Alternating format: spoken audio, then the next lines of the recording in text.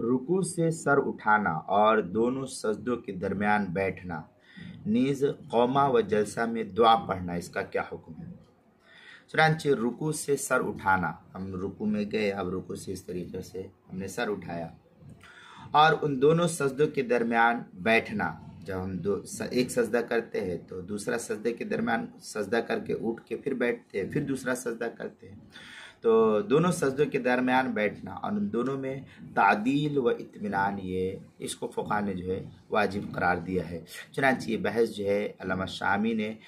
फतावा शाम के अंदर नकल किया, रद्दुल मुहतार किताबुस सलाह जिल्द नंबर 2 सफ़ा नंबर 158, बाब सिफ़तिस सलाह मतलब ला यंबग़ी अन यअदिला अन दिराया के तहत जो है अल्लामा शामी ने नकल किया है।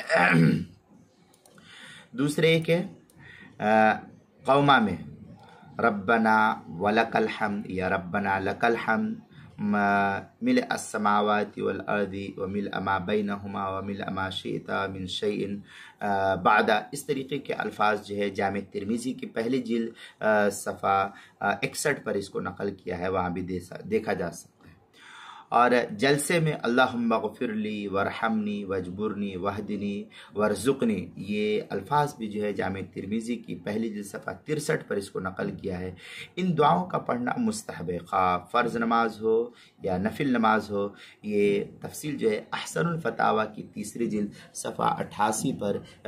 28 पर इसको नकल किया गया है, वहाँ भी इस मसले की तफसील को देख सकते हैं। इसी तरीके से अल मसाइल अल मुहिम्मा फ़ीमा इब्तलत बिहिल आम्मा, उसके पहली जिल्द सफ़ा 37 बाब सिफ़तिस सलाह के तहत जो है नकल किया है। उन्वान है रुकू से सर उठाना और दोनों सजदों के दरमियान बैठना, नीज़ कौमा व जलसा में दुआ पढ़ना, मसला नंबर 19 के तहत जो है इस मसले की तफसील नकल की गई है।